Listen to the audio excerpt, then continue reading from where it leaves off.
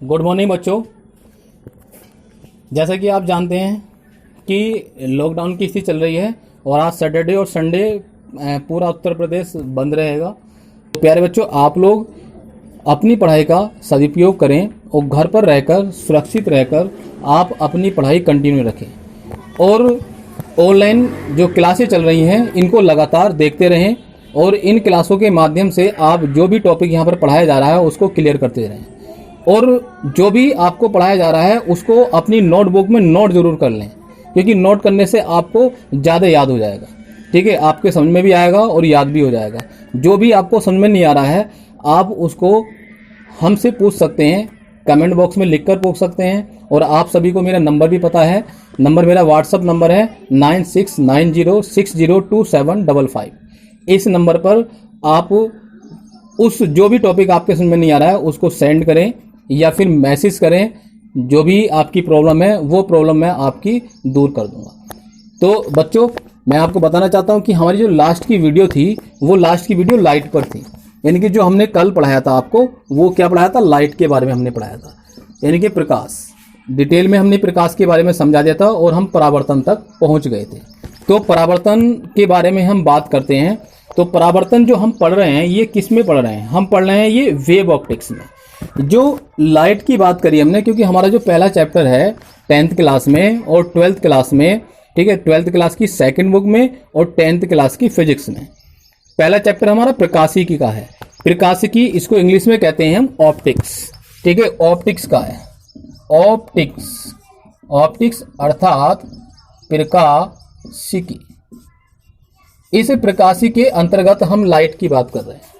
ठीक है बच्चों, ये जो ऑप्टिक्स है इसको दो भागों में बांटा जाता है। ये दो भाग कौन कौन से हैं, ये है पहला भाग होता है जियोमेट्रिक ऑप्टिक्स, जियोमेट्रिक्स ऑप्टिक्स। दूसरा जो भाग है इसका ये फर्स्ट है और ये दूसरा है wave optics, wave optics. Geometric optics और वेव ऑप्टिक्स अर्थात ज्यामितीय प्रकाशिकी, तरंग प्रकाशिकी। ये कौन सी है, तरंग प्रकाशिकी। तो जो वेव ऑप्टिक्स क्या है, इसमें जो प्रकाश है ना, प्रकाश को एक सरल रेखीय मानकर जो प्रकाश की जितनी भी घटनाएं होती हैं उन घटनाओं का इसके अंदर हम अध्ययन करते हैं। और प्रकाश को वेव अर्थात किरण, जो कल बात की थी हमने परावर्तन में किरण की बात की थी, तो प्रकाश को एक किरण मानकर अर्थात वेव मानकर यानी कि तरंग मानकर हम उसकी जो घटनाएं होती हैं, प्रकाश की जितनी भी घटनाएं होती हैं उन घटनाओं का हम वेव ऑप्टिक्स के अंतर्गत अध्ययन करते हैं। तो ये बात मैंने कल लास्ट प्रकाश के बाद इसलिए नहीं समझाई थी क्योंकि हमारी वीडियो बहुत ज़्यादा लंबी हो जाती, तो वीडियो को हमने शॉर्ट रखने के लिए हमने ये चीज़ वहाँ पर नहीं समझाई थी। तो आज मैं इस बात को समझा रहा हूँ। तो बच्चों इसको ध्यान रखें कि इसके अंतर्गत हम क्या क्या अध्ययन करते हैं प्रकाश की घटनाओं का। ज़्यादातर जो हम अपने सिलेबस में पढ़ेंगे भी तो है प्रकाश का परावर्तन, प्रकाश का अपवर्तन, ध्रुवण, व्यतिकरण। ठीक है, इन सब का जो है हम अध्ययन करते हैं वो वेव ऑप्टिक्स के अंतर्गत करते हैं। तो वेव ऑप्टिक्स में ही हम चल रहे हैं और वेव ऑप्टिक्स में हमने परावर्तन तक आपको पढ़ा दिया था। तो प्रकाश का जो परावर्तन है उसके बारे में हमने कल समझाया था, उसके नियम भी हमने आपको समझा दिए थे, आपको भली भांति याद भी होंगे। अगर जिसने हमारी वो वीडियो नहीं देखी है तो आप हमारी उस वीडियो को जाकर हमारे इस चैनल पर देख सकते हैं। ठीक है, तो लाइट के बारे में भी अच्छे से समझ सकते हैं वीडियो में जाकर और प्रकाश के परावर्तन के बारे में भी अच्छे से वहां पर समझ सकते हैं। प्रकाश के परावर्तन में कुछ मुख्य बिंदु रह गए हैं, उसको और समझा देता हूं मैं आपको कि उसमें क्या बिंदु हैं। देखो वहां पर जब हमने बात की थी कि प्रकाश के परावर्तन के दो नियम बताए थे। एक तो क्या नियम था हमारा, एक नियम था जब हमने बताया था कि कोई भी इस प्रकार से चिकना नत समतल है, नीचा खुरदरा तल है, ऊपर का चिकना तल है, इस पर जब कोई प्रकाशिक किरण टकराती है तो ये अपने ही माध्यम में वापस चली जाती है। ठीक है, अपने ही माध्यम में कहाँ चली जाती है, वापस चली जाती है। इसमें बात की थी हमने कि अगर कोई अभिलंब खींच दें तो अभिलंब से ये जो कोण बनाएगी आपतित किरण और ये परावर्तित किरण थी ये आई होगा और ये कौन सा कोण होगा, आर। ये बात हमने वहां पर समझा दी थी कि जो आई कोण है उसको हमने आई से क्यों रिप्रेजेंट किया है, यानी कि आपतित कोण है और ये परावर्तित कोण है, इस परावर्तित को हमने आर से क्यों रिप्रेजेंट किया है। ठीक है, वीडियो में जाके समझ लेना आप।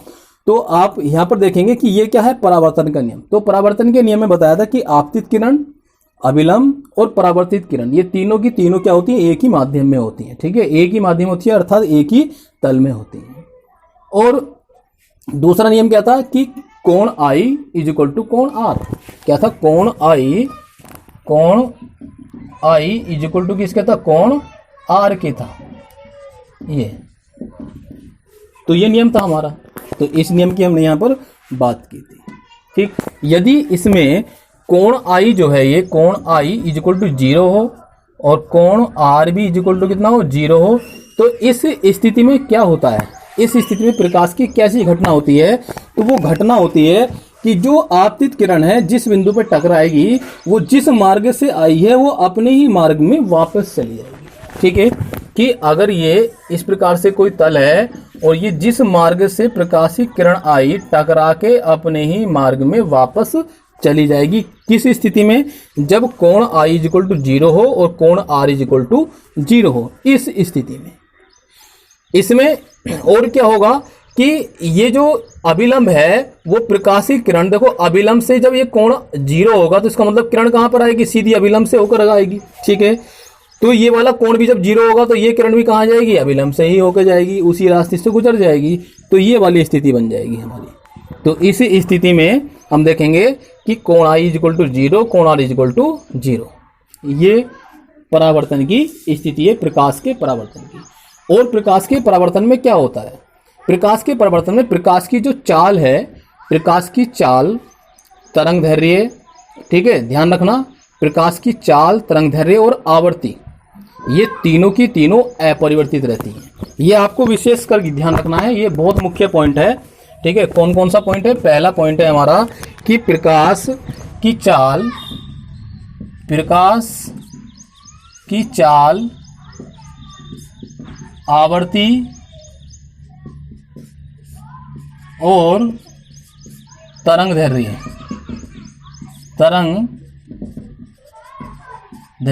प्रकाश की चाल, प्रकाश की आवृत्ति और प्रकाश की तरंगदैर्घ्य कैसे रहती हैं, अपरिवर्तित रहती हैं,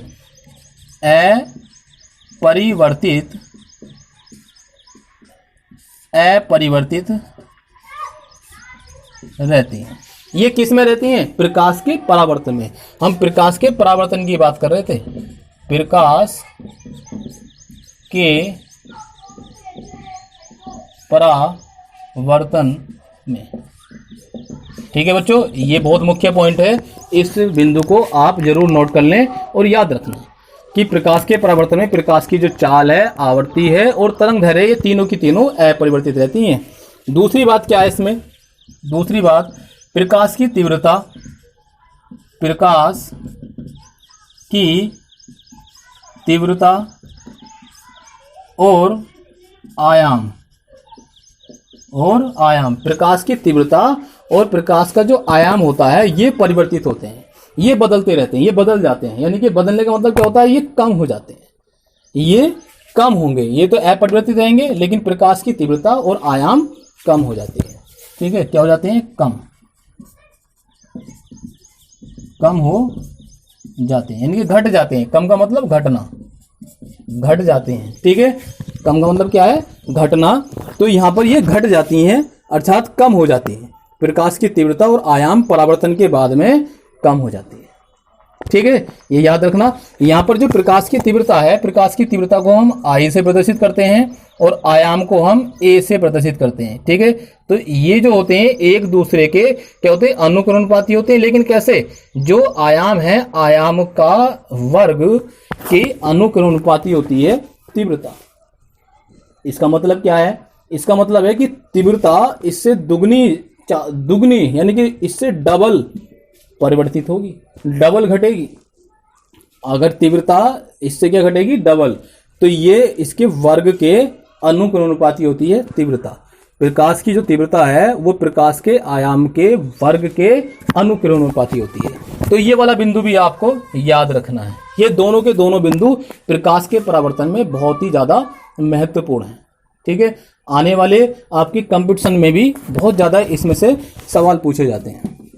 अगर आपको नेट की तैयारी करनी है, ठीक है, आईआईटी की तैयारी करनी है या एनडीए की तैयारी करनी है, तो उन एग्जामों में भी यहाँ से क्वेश्चन जरूर आता है। तो इसलिए आप इसको भली भांति याद कर लें और अपनी नोटबुक में नोट कर लें।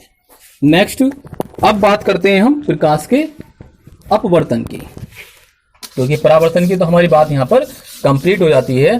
तो अब हम जो बात करेंगे वो प्रकाश के अपवर्तन की बात करते हैं। नंबर 2 हमारा जो पॉइंट है वो प्रकाश का अपवर्तन। प्रकाश का अपवर्तन, इसे इंग्लिश में कहते हैं रिफ्रैक्शन ऑफ लाइट। क्या कहेंगे इसको इंग्लिश में? Refraction of light. Refraction of light, ठीक है बच्चों। अब समझते हैं इसको कि ये घटना क्या है। प्रकाश का अपवर्तन किसे कहते हैं? कि जब कोई प्रकाशित किरण, ठीक है, जब कोई प्रकाशित किरण एक माध्यम से दूसरे माध्यम में जाती है, यानी कि एक माध्यम से कैसे जाए दूसरे माध्यम में, दोनों माध्यम कैसे हों? पारदर्शी हो, यानी कि लगभग पारदर्शी हो, ऐसा नहीं कि बिल्कुल पूरी तरह से पारदर्शी हो। जब एक पारदर्शी माध्यम से दूसरे पारदर्शी माध्यम में जब प्रकाशित किरण जाती है तो वो या तो अपने अभिलंब की ओर झुक जाती है या अभिलंब से दूर हट जाती है, ठीक है। या तो क्या होगी? अपने अभिलंब की ओर झुकेगी या अभिलंब से दूर हट जाती है। प्रकाश की इस घटना को ही प्रकाश का अपवर्तन कहते हैं। प्रकाश का क्या कहेंगे हम इसको? अपवर्तन। जैसे समझते हैं कि ये एक मीडियम है, ठीक है, ऊपर का क्या है? माध्यम 1, कौन सा है? माध्यम 1, और ये दूसरा कौन सा है? माध्यम 2। ये बीच में एक लाइन खींच रखी है हमने, इसके ऊपर का अलग माध्यम है और इसके नीचे का अलग माध्यम है। ये एक पारदर्शी माध्यम है, दूसरा पारदर्शी माध्यम है, 2 माध्यम हो गए। जब कोई प्रकाशित किरण, यहां पर देखो इसका एक अभिलंब खींच लेते हैं, इस किरण के ये अभिलंब हो गया, ये क्या है? अभिलंब, अभिलंब, ठीक है। पहले ही मैंने अभिलंब खींच लिया है समझाने के लिए। तो ये क्या है? एक लाइन है, इस लाइन के ऊपर एक माध्यम और इस लाइन के नीचे दूसरा माध्यम है। जैसे मान लिया ये वायु है और दूसरा माध्यम क्या है? जल। दूसरा माध्यम ने मान लिया जल है, ठीक है। ये क्या है? वायु, और इसको मान लिया हमने जल। तो 2 माध्यम हो गए, वायु अलग माध्यम है, जल अलग माध्यम है, मीडियम हो गए। जब कोई प्रकाशित किरण, यानी कि कोई प्रकाशित किरण इस पर आपतित होगी, ठीक है, यहां से दूसरे माध्यम में जाएगी, ऐसा करके यहां से ये, तो ये अपने मार्ग में न जाकर क्या होगा? इस अभिलंब की ओर झुक जाएगी, ऐसे करके ये झुक जाएगी। जानी चाहिए कैसे? ये सीधी, क्योंकि ये भी पारदर्शी है और ये भी पारदर्शी है, जल भी, ठीक है। ये थोड़ा कम पारदर्शी, ये ज्यादा है, ठीक है। तो इसको हम इस वाले जो ज्यादा पारदर्शी है उसको हम कह रहे हैं विरल माध्यम, और जो कम पारदर्शी होता है उसे कहते हैं हम सघन माध्यम, ठीक है। इसे क्या कहेंगे हम? सघन माध्यम। तो जब कोई प्रकाशित किरण, यानी कि ये आपतित प्रकाश है, आपतित प्रकाश, आपतित प्रकाश या आपतित किरण, जब कोई प्रकाशित किरण, कैसी? आपतित किरण, जब कोई प्रकाशित किरण एक माध्यम से दूसरे माध्यम में जाती है तो वह अपने अभिलंब की ओर झुक जाती है, ठीक है। ये कंडीशन कब होती है? जब होती है जब प्रकाशित किरण यानी कि वायु से जल में जाए, अर्थात विरल माध्यम से सघन माध्यम में जाती है, तब वो अपने अभिलंब की ओर झुक जाती है। और जब ये सघन माध्यम से विरल माध्यम में जाती है तो वह अपने अभिलंब से दूर हट जाती है। जैसे कि दूसरा डायग्राम में मैं बता रहा हूं आपको, ये क्या है? अभिलंब, अभिलंब। जब कोई प्रकाशित किरण यहां से आपतित होगी, ये आपतित प्रकाश है, यानी कि आपतित किरण,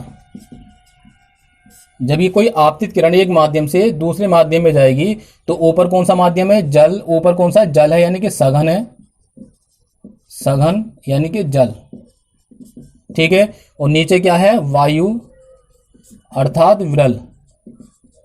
तो माध्यम ऊपर कौन सा हो गया? दूसरा हो गया, और नीचे कौन सा हो गया? पहला। ये हमने चेंज कर दिया, ठीक है। पहला ऊपर पहुंचा दिया और दूसरा दूसरा ऊपर पहुंचा दिया और पहला नीचे आ गया। ठीक है, ये चेंज कर दिया हमने माध्यम।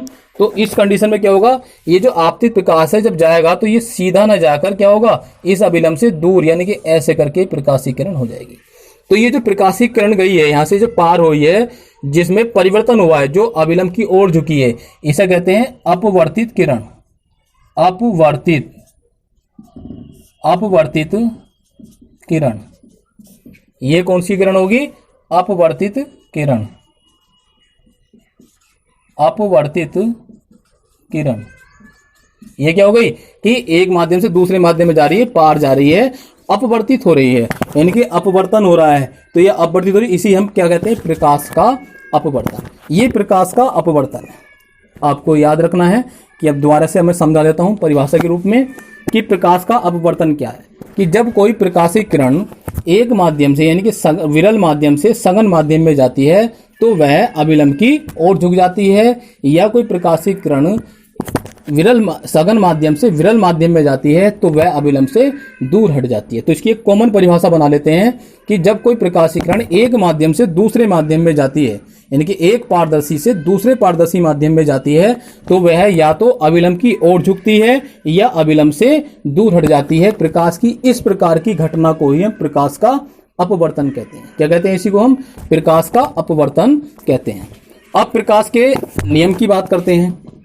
तो प्रकाश का नियम क्या होगा, प्रकाश के नियम भी दो हैं, प्रकाश के अपवर्तन के नियम भी दो होते हैं। जैसे प्रकाश के परावर्तन के दो नियम हैं, उसी प्रकार से प्रकाश के अपवर्तन के भी दो नियम होते हैं। ठीक है, तो नियम कौन कौन से होंगे हमारे, इसको देख लेते हैं। नियम, तो इसके भी पहला नियम क्या है, पहला नियम तो कॉमन है, बिल्कुल उसी की तरह जैसे हमने परावर्तन में बात की थी, पहला वाला जो नियम था बिल्कुल उसी की तरह है। देखो, आपतित किरण, अपवर्तित किरण और अभिलंब तीनों के तीनों एक ही तल में होते हैं। क्या होते हैं, एक ही तल में। देखो, एक ही तल में, वहां पर एक माध्यम में थे, एक ही माध्यम में और एक तल में थे, वहां भी। यहां पर एक ही तल की बात करेंगे, माध्यम की बात नहीं करेंगे, क्योंकि माध्यम दो हो रहे हैं ना यहां पर, तो इसलिए माध्यम की बात नहीं करेंगे, यहां केवल तल की बात करेंगे। आपतित किरण, अपवर्तित किरण और अभिलंब तीनों कैसे, एक ही तल में होते हैं। तो पहला हमारा नियम यही हो गया। दूसरा नियम क्या है कि दूसरा नियम यह है कि देखो, अब एंगल की बात करते हैं कि यहां पर जो अभिलंब है, आपतित किरण अभिलंब से कोण बनाएगी। ये कौन सा कोण होता है, आई।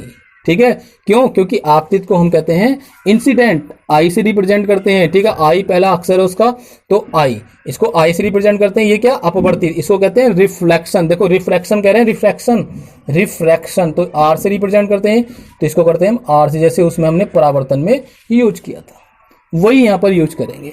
तो अब दूसरा नियम क्या हो जाएगा, यहां से दूसरा नियम हो जाएगा कि आपतित किरण द्वारा अभिलंब से बने कोण की ज्या का मतलब ऐसा करके कि साइन आई, ये बने कोण की ज्या,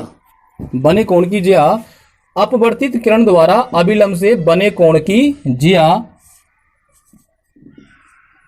का अनुपात नियत रहता है। क्या रहता है, नियत का अनुपात कैसा होता है, नियत होता है, अर्थात कांस्टेंट रहता है। इनकी जो निष्पत्ति है वो कैसी है, नियत है।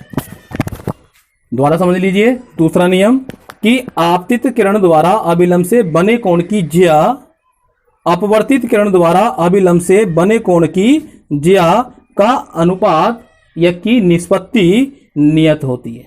ठीक है, क्या होती है, नियत, अर्थात sine i upon sine r is equal to नियत या नियतांक। नियतांक भी कह सकते हैं इसको, नियतांक। ठीक है, समझ में आगे हो गया आपके। तो ये क्या होती है, नियत होती है। इस नियम को हम स्नेल का नियम भी कहते हैं। ये जो दूसरा नियम है हमारा प्रकाश के अपवर्तन का, इसे हम स्नेल का नियम भी कहते हैं। इसे हम स्नेल का नियम भी कहते हैं। क्या कहते हैं इसे, स्नेल का नियम। बहुत ही इंपॉर्टेंट है, बहुत ज्यादा पूछा जाता है प्रकाश के अपवर्तन में। ये वाला नियम तो बहुत ही ज्यादा पूछा जाता है, प्रकाश का अपवर्तन भी पूछा जाता है, लेकिन प्रकाश के अपवर्तन में 1 नंबर का ये बहुत ज्यादा पूछा गया है बोर्ड की परीक्षा में। तो ध्यान रखना, हाई स्कूल में भी बहुत ज्यादा पूछा जाता है और इंटर क्लास में भी बहुत ज्यादा ये पूछा जाता है। आप इसको भी नोट जरूर कर लेना और इसको अच्छे से याद कर लेना। अब हम प्रकाश के अपवर्तन में आगे कुछ मुख्य बातों की ओर बात कर लेते हैं। तो वो मुख्य बातें क्या हैं? वो मुख्य बातें हैं कि जैसे हमने देखा कि ये क्या है, स्नेल का नियम। तो स्नेल के नियम में हमने देखा है कि ये क्या है, sine i upon sine r is equal to नियतांक। यदि जो एक माध्यम है हमारा, जो पहला माध्यम है ये, ठीक है, और ये दूसरा, हमने इसको 1 से रिप्रेजेंट करा और इसको हमने 2 से रिप्रेजेंट करा, तो इस स्थिति में इसका जो माध्यम है यानी कि अपवर्तनांक है, पहले माध्यम का अपवर्तनांक 1, दूसरे माध्यम का अपवर्तनांक 2 हो, तो तब sine i upon sine r is equal to 1 and 2। N को हम अपवर्तनांक कहेंगे। क्या है? अपवर्तनांक। तो ये क्या है? पहले के सापेक्ष दूसरे का अपवर्तनांक। तो पहले माध्यम से किरण गई और दूसरे माध्यम में जा रही, तो पहले माध्यम का जो अपवर्तनांक है वो 1 है और दूसरे माध्यम का जो अपवर्तनांक है वो 2 है। तो उस स्थिति में हमारे पास ये फॉर्मूला बन जाता है कि sine i upon sine r is equal to 1 and 2। ठीक है, अब इसके कारण की बात और कर लेते हैं। कारण क्या? पहले देखो कुछ बात, एक महत्वपूर्ण बात और देख लेते हैं कि प्रकाश के अपवर्तन जो है, प्रकाश का जो अपवर्तन है यानी कि वो क्या होगा, यानी कि किसी पदार्थ का अपवर्तन हो रहा है, तो किसी पदार्थ का अपवर्तन अर्थात प्रकाश का अपवर्तन माध्यम, जो माध्यम की प्रकृति है उस पर निर्भर करती है। ठीक है, प्रकाश का अपवर्तन किस पर निर्भर करता है? माध्यम की प्रकृति पर निर्भर करता है। और प्रकाश का अपवर्तन माध्यम की प्रकृति पर निर्भर कर रहा है, उसके आकार पर निर्भर करता है, यानी कि अवस्था, कैसी अवस्था है उस अवस्था पर निर्भर करेगा। और प्रकाश का अपवर्तन प्रकाश के रंग पर भी निर्भर करता है, और प्रकाश के रंग पर और माध्यम के ताप पर भी निर्भर करता है ये। ठीक है, प्रकाश का जो अपवर्तन है, प्रकाश का अपवर्तन माध्यम की प्रकृति, माध्यम की अवस्था, प्रकाश के रंग, ये इंपॉर्टेंट बातें हैं, ध्यान रखना, इसको नोट कर लेना। ठीक है, दोबारा समझा देता हूं कि प्रकाश का अपवर्तन किस किस पर निर्भर करता है? इसकी भौतिक अवस्था है, यानी कि गुण है इसके। तो कौन से गुण है इसके? कि प्रकाश का अपवर्तन माध्यम की अवस्था, माध्यम की प्रकृति, माध्यम के ताप और प्रकाश के रंग पर निर्भर करता है। ध्यान रखना, नोट कर लिया होगा आपने, इसको नोट कर लेना, बहुत इंपॉर्टेंट बात है ये। ठीक है, ये जो प्रकाश का अपवर्तन है इसमें हम देख रहे हैं कि ये क्या है, एक निष्पत्ति है। Sine i upon sine r is equal to नियतांक, यानी कि एक निष्पत्ति तो है, निष्पत्ति मतलब अनुपात है।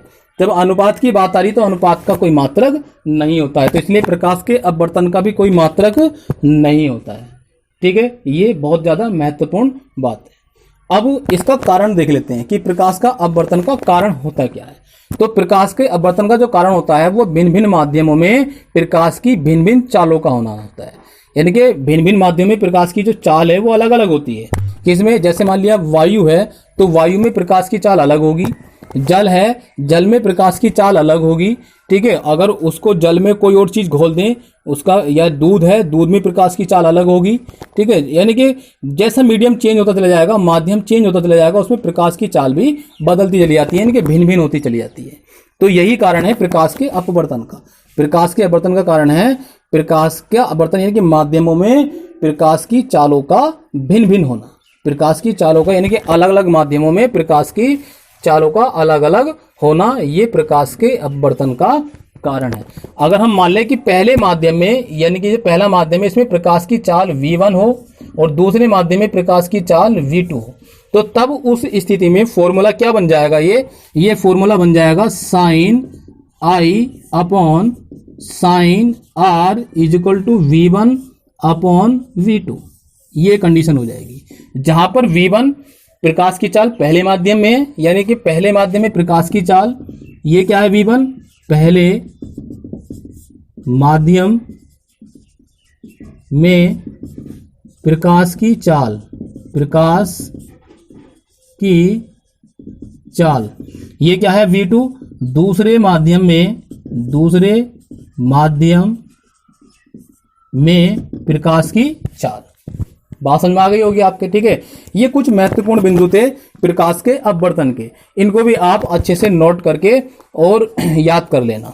तो इन महत्वपूर्ण बिंदुओं को जरूर याद रखना, क्योंकि ये आगे भी आपके काम आएंगे। तो बच्चों आज की वीडियो हम यहीं पर समाप्त करते हैं। हमारी जो आने वाली वीडियो है, नेक्स्ट वीडियो, वो दर्पण पर होगी। ठीक है, किस पर होगी? दर्पण पर। तो इसलिए आप दर्पण के बारे में, अगर आपके पास बुक्स हैं तो आप दर्पण के बारे में थोड़ा पढ़ लेना, तो उसके बारे में हम आपको समझाएंगे। दर्पण मतलब मिरर, मिरर के बारे में बताएंगे, और फिर हम किरणों के बारे में बताएंगे, प्रकाश की किरणों के, कि किस प्रकार से जो प्रकाश की किरणें हैं वो कैसे प्रतिबिंब बनाती हैं। तो प्रतिबिंबों के बारे में हम उसमें समझाएंगे आपको। तो दर्पणों के बारे में हमारी नेक्स्ट वीडियो है, तो उसका इंतजार कीजिए। और हमारी इस वीडियो को आप बार बार रिवर्स कर करके आप देखें, समझें, और कहीं पर अगर कुछ समझ में नहीं आ रहा है तो आप कमेंट बॉक्स में लिखें। ठीक है, और हमें बताएं, और साथ साथ हमारे चैनल को जरूर सब्सक्राइब कर लें, लाइक करें। ठीक है, और कमेंट तो आप जरूर करें, और अपने दोस्तों से भी हमारे इस चैनल को जरूर सब्सक्राइब करवा लें।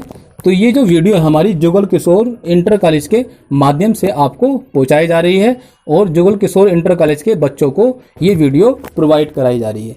इसका लाभ अदर कॉलेज के बच्चे भी ले सकते हैं।